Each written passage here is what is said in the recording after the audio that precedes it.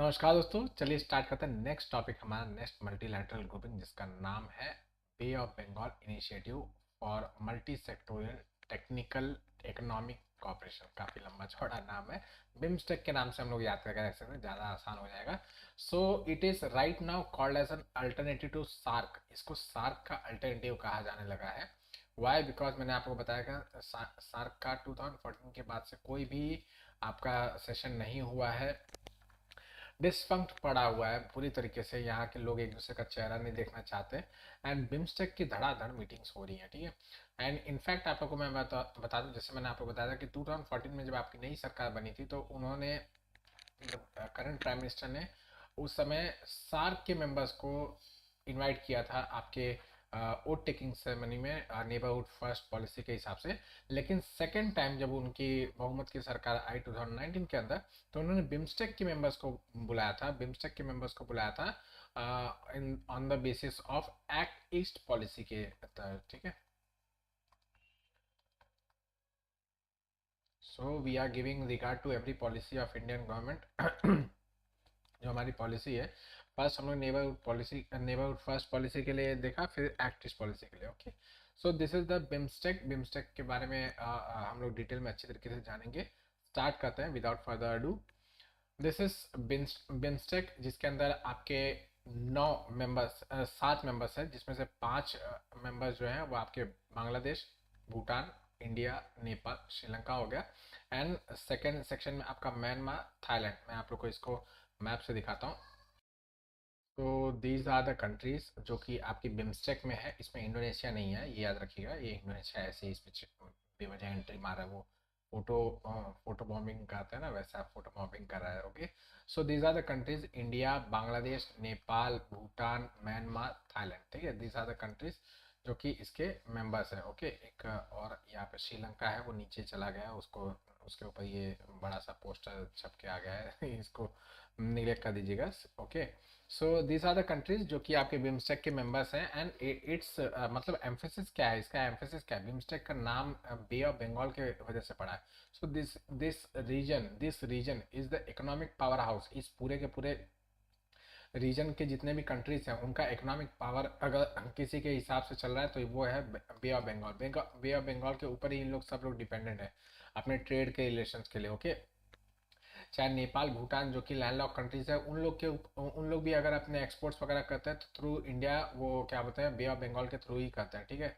क्योंकि air root is not at all feasible ना, long term के लिए फिजिबल नहीं है। तो बाकी सारे के सारे countries and including Nepal, Bhutan, सब के सब बे ऑफ बंगाल के ऊपर ही डिपेंडेंट है अपने सारे के सारे एक्सपोर्ट्स, इम्पोर्ट, ट्रेड, इकोनॉमी, सब के लिए। That is why we are emphasising on Bay of Bengal initiative, okay. So next, इसको आप ऐसे देख सकते हैं कि it connects the south and south east Asia as well as great Himalayan region को बे ऑफ बंगाल से जोड़ने की कोशिश कर रहा है, ठीक है। सो यू कैन, हम लोग आगे तो इसको देखने ही वाले वैसे भी, but you can very well खुद से भी अंदाजा लगा सकते हैं कि यहाँ पे साउथ ईस्ट एशिया के 2 कंट्रीज, म्यांमार और थाईलैंड, अच्छी कंट्रीज, वहां से आपके 5 साउथ एशिया के कंट्रीज के साथ मिल रही है। तो एक तरीके से आप ऐसे कह सकते हैं कि it is the meeting of SAARC with ASEAN,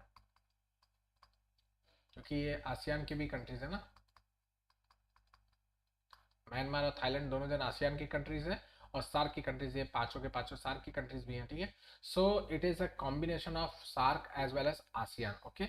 चलिए नेक्स्ट, जेनेसिस। थोड़ा सा हिस्ट्री वगैरह आप लोगों को पता होना चाहिए, अगर एग्जाम में क्वेश्चन ना याद आ रहा हो, तो ये जेनेसिस वगैरह लोग लिखते हैं अच्छी तरीके से कि हाँ ये ऐसे बना था, वैसे बना था। बट अवॉइड कीजिएगा अगर आप लोग को बिम्स्टेक वगैरह के ऊपर क्वेश्चन आता है। So try to avoid such fillers वगैरह जो होते हैं ना, जेनेसिस वगैरह बताना, इसके ऐसे ऐसे चीज़ों को बताना जो एकदम ऑब्वियस है, उन सब चीज़ों को अवॉइड कीजिएगा, ठीक है।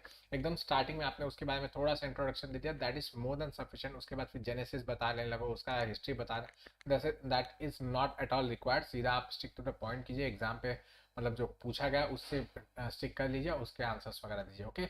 So it was formed in 1997 by the Bangkok declaration. Bangkok कहाँ पे? थाईलैंड में। वहाँ के डिक्लेरेशन से इसको बनाया गया था। इनिशियली इसके अंदर 4 ही मेंबर्स थे। आपका बिस्टेक इसका नाम था, ठीक है। बिस्टेक, बिस्टेक मतलब Bangladesh, India, Sri Lanka and Thailand, ठीक है। इसमें म्यांमार एंड भूटान एंड ये सब कंट्रीज नहीं थे। So it was just BISTEC, okay. But then Myanmar ने इसमें जाहिर किया कि मुझे भी इसका पार्टिसिपेंट बना लो यार, please please please please please. तो म्यांमार को इसमें इंक्लूड कर लिया गया एंड ये बन गया बिम्स्टेक, ठीक है, बिम्स्टेक बन गया। फिर नेपाल एंड भूटान ने भी अपनी रजामंदी दे दी कि मुझे भी इसका पार्टिसिपेंट बना लो, प्लीज प्लीज, मुझे भी खिला लो, मुझे भी खिला लो। तो 2004 में इनको भी एडमिट कर लिया गया, but name remain the same, ऐसा ही नेम रखा गया इसका, बस जो निमोनिक्स था वो चेंज कर दिया। पहले आपका भूटान मतलब बांग्लादेश, भूटान बोला, Bangladesh, India, Myanmar, Sri Lanka, Thailand था। अब इसको चेंज करके इन लोग ने Bay of Bengal initiative for multi sectoral technical partnership कर दिया, ठीक है। तो दे इतना बड़ा नाम रख दिया बेवजह का, BIMSTEC, okay. So this is the genesis. बहुत ज़्यादा इंपॉर्टेंट नहीं होता, एज सेड कि जब आपको कुछ ना आ रहा हो मेंस के अंदर और आपको लगे कि हाँ भाई मतलब आप कुछ नहीं, चारा बचा नहीं है, कुछ ना कुछ मार्क्स निकालने के लिए करना पड़ेगा, तो जेनेसिस वगैरह लिखना स्टार्ट कर देने का, ओके।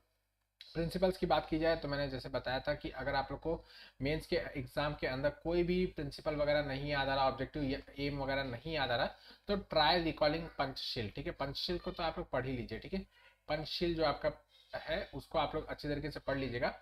उसके ही शब्दों को यहाँ वहाँ से तोड़ मड़ो के आप लोग लिखना स्टार्ट करेंगे तो ऑटोमेटिकली उसका प्रिंसिपल या ऑब्जेक्टिव बन ही जाएगा, ओके। सॉवरेन इक्वालिटी मतलब equality of the sovereignty. Next, territorial integrity, ये आपका पंचशील में ऐसा कैसा है। पॉलिटिकल इंडिपेंडेंस, घुमा फिरा के लिख सका जा सका। No interference in the internal affair, ये आपका पंचशील का पॉलिसी है। पीसफुल कोएग्जिस्टेंस पंचशील से लिया गया। म्यूचुअल बेनिफिट, ये भी आपका पंचशील से लिया गया। इसके अलावा आप बायलैटरल, रीजनल या मल्टीलैटरल कोई भी अगर ग्रुप्स वगैरह अगर बना रहे हैं तो वो इसका सब्स्टिट्यूट नहीं होगा, ठीक है। आप किसी के साथ भी ग्रुपिंग वगैरह बना सकते हो, कोई दिक्कत नहीं है, हमको एतराज वगैरह नहीं होगा कि हाँ बिम्स्टेक के मेंबर हो तो आप किसी की ग्रुपिंग नहीं कर सकते। इट इज जस्ट ए मतलब ये हमारा ग्रुपिंग है और आपको अल्टरनेटिव ग्रुपिंग्स वगैरह बनाए तो आप उसमें पार्टिसिपेट कर सकते हैं, हमें कोई दिक्कत नहीं, okay. Next, potential of BIMSTEC, as I said कि it is the connection link between, it is a bridge between Southeast Asia and South Asia. So it can be called as it is a inter-regional cooperation between SAARC and the ASEAN member, ठीक है। तो इस तरीके से एक बहुत बड़ा area, बहुत बड़ा सेक्शन, जो बहुत बड़ा रीजनल ग्रुपिंग है ये, जिसके अंदर अगर पोटेंशियल इतना ज़्यादा कि अगर आप सपोज कीजिए कि सार्क के सारे मेंबर्स इसके अंदर आ जाए और आपके आसियान के मेंबर्स भी आ जाए, यस आप लोग के दिमाग में आ रहा होगा कि पाकिस्तान को निकाल दो सर उसमें से, सो एज यू विश निकाल दीजिए, कोई प्रॉब्लम नहीं है। सार्क के सारे मेंबर्स को इसमें आप ऐड कर लीजिए, जैसे आपकी मर्जी, -1 करना तो कर दीजिएगा, प्लस आपके आसियान के मेंबर्स हो जाए तो इनके बीच में अगर कोई एफटीए वगैरह हो जाए, so just see the potential, कितना ज़्यादा तगड़ा पोटेंशियल है इस रीजन के डेवलप होने का, okay. Next, it is a home to around इतने बिलियन पीपल्स के हैं, इतना आपका पॉपुलेशन वर्ल्ड का हमारे पास है, इतना यूएस जीडीपी वगैरह हमारा इतना है। एंड आपको एक चीज़ बता दूं तो आपका बे ऑफ बंगाल अगर बता दूं तो यहाँ पे फोटो में भी मतलब जो आपका इमेज मैंने दिखाया उसमें भी लिखा हुआ है कि 1/4 ऑफ द टोटल वर्ल्ड का ट्रेडेड गुड्स जो है वो यहीं से स्ट्रेट ऑफ मलाक्का से होके आपका बे ऑफ बंगाल से होके जाता है। सो दिस इज द मतलब, this is the necessity, this is the मतलब choke point, this is the मतलब आप क्या कह सकते हैं कि एक बहुत बड़ा हब है जहां से आपका वर्ल्ड का 1/4 ऑफ द ट्रेड जो है वो यहीं से होके जा रहा है। एंड अगर ये सेक्शन तो अलग से है, इसका अलग ही है, ओके। तो आप बे ऑफ बंगाल से 1/4 ऑफ द वर्ल्ड का जो ट्रेड है वो यहाँ से होके जाता है, ओके। नेक्स्ट, बाकी 1/4 बता दिया। नेक्स्ट, इस रीजन को कनेक्ट करने के लिए, बिम्स्टेक वाले रीजन को कनेक्ट करने के लिए और एम्फोसिस करने के लिए 3 इंपॉर्टेंट प्रोजेक्ट्स है जिसके बारे में हम लोगों ने डीएनए में कई बार बात किया हुआ है। तो फर्स्ट इज कालाधन multi modal transit transport corridor. Next है एशियन ट्राइलेटरल हाईवे, ठीक है। नेक्स्ट है Bangla BBIN motor vehicle agreement, ठीक है। तीनों को दिखाता हूँ आप लोग को, डीएनएस में कई बार दिखाया गया, वापस से इसको दिखा रहा हूँ। दिस इज द कालाधन multi modal transit transport corridor, जो कि क्या बोलते हैं हमारा बहुत ही प्राइम क्या बोलते हैं प्रोजेक्ट है। अब तो काफ़ी इसको स्लो जा रहा है क्योंकि मैंने ऐसे बताया था कि बांग्लादेश ने अपने कई सारे रूट्स एक्सेस के लिए छोड़ दिए, बहुत सारे। ये मैंने कालाधन मल्टी मॉडल आपको म्यांमार के इसमें दिखाया है, म्यांमार के मैपिंग में भी बताया हुआ है और साथ ही साथ म्यांमार के जो अभी इंडिया म्यांमार रिलेशन का वीडियो हम लोग ने अपलोड किया था, उसमें भी आप लोग को मिल जाएगा अच्छी तरीके से, मैंने उसमें बात किया हुआ है। ओके, सो उसमें मैंने बताया था कि भाई बांग्लादेश ने अपने काफ़ी सारे ट्रांजिट्स वगैरह दे दिए हैं, 5 से लेके 8 के बीच में ट्रांजिट वे वगैरह दे दिया गया, जिसकी वजह से हमारे लिए यहाँ से जाना आसान हो जा रहा है बाय रोड। तो हम लोग इसको थोड़ा सा स्लो पेस में लेके जाए, बट आपको बता दूं, वापस से एक बार रिवीजन करा दूं कि what we have done is, यहाँ पे एक पोर्ट है जिसका नाम है सितवे सितवे सितवे पोर्ट, जिसको इंडिया ने डेवलप किया हुआ है, and we have developed it for this purpose, Kaladan multi modern transit transport corridor के लिए हम लोगों ने इसको किया है। यहाँ से कोलकाता से हमारा कार्गो लेके पहुंचेगा, सामान लेके शिप लेके निकलेगा, और फिर सितवे पोर्ट पे अनडॉकिंग होगा। ओके, फिर यहाँ पे सितवे पोर्ट जो है वो कालादान रिवर के ऊपर है। अलॉन्ग दिस कालादान रिवर हम लोग पहुंच जाएंगे एक टाउन जिसका नाम है पलेटवा। ठीक है, पलेटवा से फिर हम लोग ने एक मस्त रोड बनाई है, एकदम चकाचक 4 लेन हाईवे। और यहाँ से पलेटवा से कलेटवा, कलेटवा से फिर उसका वी विल एंटर इनटू आपका मिजोरम। ठीक है, सो वी कैन मतलब हम लोग अपने जो भी कार्गो या जो भी सामान था वो हम लोग आसानी से यहाँ पे पहुंचा देंगे। ठीक है, so this is the route जो कि हम लोग बनाना चाहते थे जब बांग्लादेश के साथ हमारे रिलेशनशिप अच्छे नहीं चल रहे थे, बट राइट नाउ हमारे बांग्लादेश के साथ रिलेशनशिप बहुत बहुत बहुत अच्छे चल रहा है, जिसकी वजह से हम लोग ने इस प्रोजेक्ट को थोड़ा सा ठंडे बस्ते में डाल के रखा है। ऐसा नहीं कि बंद करके रखा हुआ है, it is open, but we are not considering it right now because we have another ways to go. ठीक है, तो हमारे पास अदर दूसरे रास्ते हैं, तो हम लोग उसका उपयोग करें। ओके, जितना पैसा हो सके उतना बचा लिया जाए। नेक्स्ट एशियन ट्राइलेटरल हाईवे, या फिर आपका क्या बोलते हैं, India Thailand, India Myanmar Thailand highway, या फिर इंडिया थाईलैंड हाईवे जो है, इसकी बात की जाए तो ये आपका मणिपुर के अंदर मोरे टाउन है, वहां से स्टार्ट होके ट्रैवर्सिंग थ्रू म्यांमार ट्रैवर्स करते करते यहाँ के माय सॉट में आएगा। थाईलैंड के जगह है जिसका नाम है माय सॉट, वहाँ पे जाके इसका लास्ट स्टॉप है। So this is the Asian trilateral highway. Okay, this is the हमारा मतलब एक्सेस हम लोग करना चाह रहे हैं इस रीजन को और ज़्यादा पावरफुल बनाने के लिए। And lastly this is the BBIN route, जिसके बारे में मैंने बताया कि बांग्लादेश, नेपाल, भूटान और इंडिया के बीच में हम लोग एक रूट बना रहे हैं। मतलब एक्चुअली में रूट्स वगैरह हैं, हम लोग इसको एक्सेसिबल बना रहे हैं, हमारे बीच में कोई भी गाड़ी वगैरह यहाँ से वहाँ आसानी से जा सकती है, किसी को कोई दिक्कत नहीं होगी। थोड़ा सा बस ट्रांजिट का जो आपको पास वगैरह का होगा वही बस आप लोगों को दिखाना होगा, इसके अलावा आपको हैवी चेकिंग वगैरह करना ये सब की कोई ज़रूरत नहीं पड़ेगी। So this is the way, this are the routes जो कि मतलब बनाने की अभी तक प्रोजेक्ट वगैरह है, तो सब याद रखने की कोई ज़रूरत नहीं, बस एक बार देख लीजिएगा, देख डाला तो उतना भी लाइव लाइव झिंगा लगा। ओके, चलिए, significance of BIMSTEC for India. BIMSTEC का सिग्निफिकेंस इंडिया के हिसाब से क्या है, तो मैं आपको कई बार बता चुका हूँ, हर चीज़ के लिए आप सिर्फ लॉजिक लगाइए, आपको समझ में आ जाएगा। फर्स्ट, नेबर के काफ़ी सारे इसके कंट्रीज है, आपका म्यांमार है, नेपाल, भूटान, आपका बांग्लादेश, नीचे श्रीलंका, ये सारे के सारे, एक्सेप्ट फॉर अगर थाईलैंड को छोड़ दिया तो बाकी सारे के साथ तो नेबर कंट्रीज हैं, इनके साथ हमारा अच्छा खासा रिलेशनशिप बन सकता है अगर हम लोग ने इसके ऊपर एफएसएस किया तो। That is why it is also called as alternative to SAARC. ठीक है, तो नेबरहुड फर्स्ट पॉलिसी जो है उसके ऊपर हमारा काम हो जाएगा। नेक्स्ट, एक्ट ईस्ट पॉलिसी को भी जो मिलेगा, मैंने आप लोगों को बताया था कि भाई जब तक आप लोग का ये रीजन जो है आपका, मैं आपको मैप से दिखाता हूँ, ये आपका नेपाल, भूटान, बांग्लादेश, यहाँ पे म्यांमार, ये सब रीजन जब तक एकदम शांत सुशील एकदम खूबसूरत नहीं होगा तब तक आपका नॉर्थ ईस्ट का डेवलपमेंट पॉसिबल नहीं है। ठीक है, तो हम लोग को जब एक्ट ईस्ट के लिए जो हमारा लॉन्च पैड है वो आपका क्या है, आपका नॉर्थ ईस्ट है। ठीक है, north east is the launch pad of act east. ठीक है, आपका एक्ट ईस्ट का पॉलिसी का लॉन्च पैड है north east. So we want कि नॉर्थ ईस्ट में शांति, खुशहाली, एक्सेस, रोड कनेक्टिविटी, ये सब हमेशा अप टू द मार्क रहे, स्टेट ऑफ आर्ट रहे। ठीक है, that is why we need कि इस रीजन में शांति बहाल रहे, इस रीजन में सब कुछ चीज़ें एकदम ठीक ठाक चलती रहे, इस रीजन में किसी को कोई दिक्कत ना हो रही है। Okay, so that is the thing. Okay, next हम लोग नॉर्थ ईस्टर्न सेक्शन को, जो मैंने आपको बताया कि भाई इसके डेवलपमेंट के लिए, मतलब नॉर्थ ईस्टर्न सेक्शन के डेवलपमेंट के लिए, इकोनॉमिक, सोशल, किसी भी तरीके के डेवलपमेंट की बात की जाए, इकोनॉमिक प्राइमरी है, उसको अगर डेवलप करना है तो हम लोग को ये करना ही पड़ेगा, बिकॉज आपका नॉर्थ ईस्ट जो है it doesn't has access to the sea, that is why it is lagging behind. वो एक तरीके से एक क्या बोलते हैं, चारों तरफ से घिरा हुआ है, उसका छोटा सा बस एक्सेस पॉइंट है, चिकन नेक कई बार बात किया जा चुका है। तो उसके सिवाय और उसके पास कोई एग्जिट रूट नहीं है, बाकी चारों तरफ से वो अलग अलग देशों से घिरा पड़ा है। So it is acting like a land lock country, और उसको एक्सेस रूट चाहिए। ठीक है, इसके अलावा चाइना का जो इन्फ्लुएंस है उसको रोकने के लिए हम लोग बिम्स्टेक को अपना एक जरिया बना सकते हैं। हम लोग बिम्स्टेक का उपयोग कर सकते हैं, इसको जरिया बना सकते हैं हमारा क्या कहते हैं चाइना के इन्फ्लुएंस को कम करने के लिए। ओके, नेक्स्ट, सार्क के डिस्फंक्ट होने की वजह से हम लोग एकदम से हताश जो हो जाए, ये ना हो, इसके लिए हम लोग क्या चाहेंगे, अदर वेज से, मतलब एक बिम्स्टेक की मदद से हम लोग अदर जो हमारे नेबरिंग कंट्रीज है उन लोग को एंगेज रखेंगे कि हाँ भाई चलो यार कोई बात नहीं, सार्क बंद हो गया तो कोई बात नहीं, बिम्स्टेक में आओ, यहाँ पे मीटिंग करते हैं, यहाँ पे चाय शाय करेंगे, ठीक है।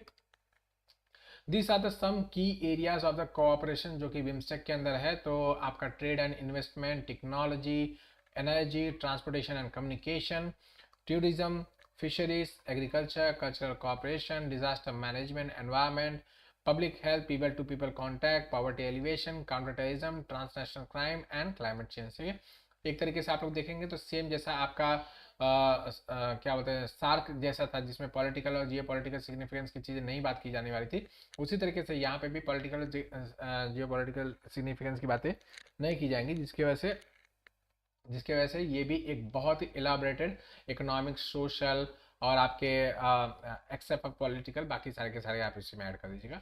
वो सारे के सारे टॉपिक्स के ऊपर एक काम करने के लिए तैयार है, ठीक है, भले वो क्लाइमेट चेंज ही क्यों ना। ओके, नेक्स्ट, चैलेंजेस क्या है बिम्स्टेक से रिलेटेड, तो इसके बारे में देख लेते हैं। This is the final topic I guess, and उसके बाद लास्ट में हम लोग एक छोटा सा कंपैरिजन कर लेंगे सार्क के साथ, सो दैट सार्क इससे पहले वाला वीडियो में अपलोड हो चुका है, तो आप लोगों को एक बार रिवीजन भी हो जाएगा और साथ ही साथ आप लोगों को कंपैरिजन में पता भी चल जाएगा कि why BIMSTEC is called as an alternative to SAARC and why it can't be so. Okay, so challenges क्या है, inconsistency in meeting, it is not an मतलब एक इंस्टीट्यूशनल स्ट्रक्चर नहीं है इसका, ठीक है, इसका कोई हेडक्वार्टर नहीं है, इसका कोई ऐसा सेक्रेटरीट नहीं है, ऑफिस वगैरह नहीं कि रेगुलर काम करता रहे और रेगुलर समिट्स वगैरह को होल्ड करते रहे। जनरली इट इज सीन कि क्या बताएं आपके हर 2 साल पे समिट लेवल की मीटिंग्स कराई जानी चाहिए, लेकिन आप लोग यहाँ पे देख सकते हैं कि पिछले 20 सालों के अंदर सिर्फ 4 ही समिट हुई हैं, मतलब 4 समिट लेवल की जो मीटिंग्स हैं वो 4 ही हुई हैं, ठीक है, हर 2 साल पे कराई जानी चाहिए, तो उस हिसाब से 10 हो जानी चाहिए थी, लेकिन 4 ही सिर्फ हुई है, तो आप समझ सकते हैं कितना निग्लेक्शन है। Okay, neglect by member states, ठीक है, जो आपके मेंबर स्टेट्स हैं, आपके जितने भी, सॉरी, जितने भी आपके मेंबर स्टेट्स हैं सारे के सारे की बात नहीं कर सकते, लेकिन आपके ऐसा जरूरी नहीं है कि सब लोग बिम्स्टेक के ऊपर बहुत ज़्यादा वोकल हैं या बहुत ज़्यादा फोकस करके बैठे हुए हैं, ठीक है। जैसे इंडिया को ले लिया जाए तो इंडिया मोस्टली आपके सार्क के ऊपर ज़्यादा वेटेज करता था। आफ्टर दिस पाकिस्तान डिबैकल उसके बाद से हम लोग ने बिम्स्टेक के ऊपर थोड़ा सा वेट देना स्टार्ट किया। इसी के जगह पे आप लोग थाईलैंड, म्यांमार को अगर आप ले लेंगे तो वो आसियान को ज़्यादा फोकस करके रखते हैं। आसियान इज द मतलब उनके लिए ज़्यादा इंपॉर्टेंट है as compare to the BIMSTEC की मीटिंग। सो आप इस तरीके से देख सकते हैं कि सबका अपना अपना प्रायोरिटी है। दे डोंट वांट कि बिम्स्टेक उनका मतलब क्या कह सकते हैं कि उनका अल्टरनेटिव बन जाए, ऐसा नहीं चाहते। ओके, ब्रॉड फोकस एरिया, अभी जो मैंने आप लोगों को फोकस एरिया दिखा, इतना सारा फोकस एरिया, इतना सारा की एरियाज ऑफ द कॉपरेशन है, so it is very tiring. आप इतने मतलब ये जो कंट्रीज है ये सब बहुत बड़ी बड़ी इकोनॉमी नहीं है मीडियम इकोनॉमीज है, ग्रोइंग इकोनॉमीज है, डेवलपिंग इकोनॉमीज है, बट इनके पास इतने रिसोर्सेस वगैरह नहीं है। सो दे वांट कि कम चीज़ों के ऊपर फोकस रहेगा तो ज़्यादा काम हो जाएगी। जो इंपॉर्टेंट टॉपिक्स है जैसे आपका हेल्थ, एजुकेशन, एग्रीकल्चर, आपका इंडस्ट्रीज वगैरह, इनके ऊपर ज़्यादा फोकस होगा, so it will be more beneficial, ठीक है। तो इससे क्या होगा कि मतलब आपके जब फोकस एरिया रेड्यूस हो जाएंगे ना तो आपके रिसोर्सेज का यूटिलाइजेशन बेटर हो जाता है, ठीक है। आप ही समझ के रखिए, आपके पास अगर 20 सब्जेक्ट्स पढ़ने के लिए है तो आपको मतलब कंफ्यूजन हो कहाँ से स्टार्ट को कहाँ पे एंड करो, लेकिन आपको बोल दिया जाए कि हाँ यही एक बुक पढ़ लो, इसी में से सारा का सारा एग्जाम में आने वाला, so you will be more concentrated, more आपका अच्छे तरीके से उसको पढ़ना स्टार्ट कर दोगे। ओके, भले वो थोड़ी सी बल्कि हो। Okay, bilateral issues between the member Nations, तो मैंने जैसे आप लोगों को बताया कि भाई यहाँ पे भी इस तरीके से मतलब ऐसा नहीं है कि सब लोग का अपना एकदम प्यार मोहब्बत ही चल रहा है, सबके सब एकदम एक दूसरे से खुश है, ऐसा नहीं है। यहाँ पे भी इश्यूज है, जैसे आपका बांग्लादेश और म्यांमार के बीच में रोहिंग्या का जो इशू है, इट इज़ द मोस्ट क्या कह सकते हैं कि बड़ा ऐसा इंसिडेंट है जो कि इन दोनों के बीच में बोन ऑफ कंटेंशन की तरह बना पड़ा है, लेकिन स्टिल दे वांट कि हाँ भाई हम लोग का बीच में इश्यूज वगैरह ना हो, सो दैट म्यांमार अपने पास वापस से रोहिंग्यास को ले ले। एंड म्यांमार और क्या बोल सकते हैं, म्यांमार और थाईलैंड के बीच में बॉर्डर कॉन्फ्लिक्ट्स वगैरह भी है, उनके बीच में बॉर्डर से इश्यूज वगैरह मेकॉन्ग के आसपास बहुत दिक्कत वगैरह रहती है। तो this are all the thing जिसकी वजह से मतलब आप ऐसे कह सकते हैं कि इनके बीच में आपस में भी बहुत ज़्यादा अच्छा सब कुछ चल रहा है, ये ऐसा कहा नहीं जा सकता। Okay, so this are all the things. Next, BCIM जो कि Bangladesh China India Myanmar forum, ऐसा एक मतलब एक अलग से एक फोरम बना के रखा गया कि जिसमें बांग्लादेश, इंडिया, चाइना, म्यांमार इसमें काम कर रहे हैं। ठीक है, सो बिम्स्टेक का एक बड़ा मोटिव है चाइना को काउंटर करना, बट एक और हम लोगों ने ग्रुप बना के रखा BCIM, जिसमें हम लोग इन्हीं बिम्स्टेक के कुछ मेंबर्स मिलके चाइना के साथ मिलके काम कर रहे हैं along with them. So we don't have a proper base नहीं है हमारा कि हम लोग चाइना के प्रो हैं, चाइना के एंटी है, या फिर हम लोग जो बिम्स्टेक का एक्चुअल पोटेंशियल है वो एक्चुअली में हम लोग रीप नहीं कर पा रहे, क्योंकि हम लोग एंटी चाइना कंप्लीटली नहीं हो रहे और प्रो चाइना भी कंप्लीटली नहीं हो रहे। Okay, so this is the thing. Next, inadequate focus on economic cooperation, इसमें देखा जा रहा है कि हम लोग सोशल इश्यूज, आपके अदर क्या बोलते हैं, क्लाइमेट चेंज, ये सब जो इश्यूज है, डिजास्टर मैनेजमेंट, ट्रांसपोर्ट, कम्युनिकेशन, आपका टूरिज्म, ये सब को बहुत ज़्यादा वेटेज दे रहा है as compare to economic issues. और आपके हेल्थ सेक्टर, आपका एजुकेशन सेक्टर, ये सारे के सारे क्या बोलते हैं निगलेक्टेड होते जा रहे हैं। साथ ही साथ आपका इकोनॉमिक जो सेक्शन है वो भी बहुत निगलेक्टेड हो रहा है, जबकि जबकि वो बेस होना चाहिए, क्योंकि अगर इकोनॉमिक कॉपरेशन रहेगा तब तो सबके सब आपस में खुश रहेंगे ना कि हाँ भाई हम सभी लोग प्रॉस्पर कर रहे हैं, सभी लोग खुश रहेंगे कि हाँ भाई मैं भी बढ़ रहा हूँ, वो भी बढ़ रहा है, तो मुझे भी कोई दिक्कत नहीं, उसको भी कोई दिक्कत नहीं है। हम लोग ने भले आपस में ये बात की कि हम लोग अब एक फ्री ट्रेड एग्रीमेंट करेंगे, लेकिन अभी तक इसका कुछ भी गोल वगैरह तक पहुँचना तो दूर की बात हो गई है, वो तो बहुत दूर है। ओके, हम लोग ने ये डिसाइड किया था कि आपस में क्या बोलते हैं फ्री ट्रेड एग्रीमेंट वगैरह करके रखेंगे, मतलब जो आपके 7 कंट्रीज है वो आपस में करके रखेंगे,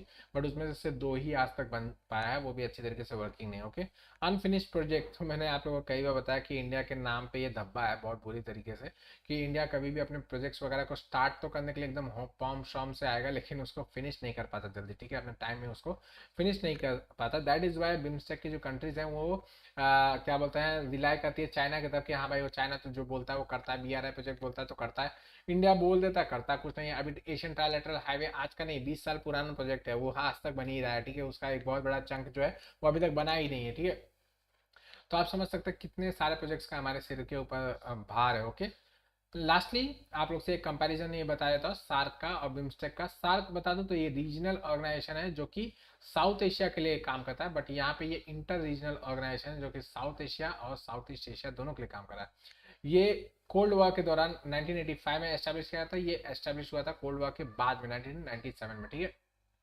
85 मैंने बोला ना कि 87 बोल दिया, खैर कोई बात नहीं। ये इसमें members suffer from mistrust and suspicion, आप लोग जानते होंगे अच्छी तरीके से किसके बारे में बात हो रही है। बाकी यहाँ पे जो है वो सारे के सारे लगभग लगभग फ्रेंडली रिलेशन मेंटेन करने की कोशिश करते हैं, कोई ऐसा बहुत बड़ा इशू नहीं है। यस देयर आर इशूज, ऐसा नहीं है कि एकदम तरह के, लेकिन उसके वजह से एक दूसरे के ऊपर जान माल की हानि नहीं कर रहे या हर बात को वीटो करके नहीं बैठ रहे। Okay, suffer from regional politics, ये तो सीधी सी बात है। नेक्स्ट, यहाँ पे इकोनॉमिक कॉपरेशन सबसे ज्यादा मोटिव है, सो दैट इज वाई यहाँ पे रीजनल पॉलिटिक्स वगैरह को साइडलाइन करके रखा जाता है और इकोनॉमिक डेवलपमेंट को ज़्यादा वेटेज दिया जाता है। नेक्स्ट है एसिमेट्रिक पावर बैलेंस। यहाँ पे सिमेट्रिक पावर बैलेंस में एक भारत है जो इतना भयंकर विशाल का है, GDP वगैरह हर चीज़ में सबसे ज़्यादा क्या बोलते हैं पावरफुल है, लेकिन क्या बोलते हैं अदर इसके इसके मतलब साइड में इसके अगेंस्ट में देखा जाए तो आपके सार्क में कोई खड़ा होने जैसा नहीं है। लेकिन आपके बिम्स्टेक के अंदर देखा जाए तो थाईलैंड एक इम्पॉर्टेंट, यस इंडिया के जैसा उसका GDP नहीं है, बस थाईलैंड बहुत ही पावरफुल है आपके इस रीजन के हिसाब से देखा जाए तो। सो थाईलैंड एक इंडिया के मतलब अल्टरनेटिव की तरह काम कर सकता है, एटलीस्ट उतना नहीं है तो क्या थोड़ा तो है। नेक्स्ट, इंटर रीजनल ट्रेड, मैंने आपको बताया था कि सार्क के अंदर बहुत ही बहुत बहुत कम आपका इंटर रीजनल ट्रेड होता है, और यहाँ पे भी इंटर ट्रेड बहुत ही कम है, लेकिन वो सार्क से तो अच्छा ही है। ठीक है, और इसको हम लोग बढ़ाने की कोशिश कर रहे हैं। Okay, So these are all the things between SAARC and BIMSTEC and BIMSTEC. Hope करता हूँ सारा का सारा समझ में आ गया होगा। नहीं समझ में आएगा तो वापस से देखिएगा, नहीं फिर भी ना समझ में आया तो कमेंट बॉक्स भरना स्टार्ट कीजिएगा। एंड आप लोग से कल फिर मुलाकात करूंगा एक नई वीडियो के साथ। तब तक ऐसे पढ़ते हैं। थैंक यू मैम, चलिए बाय।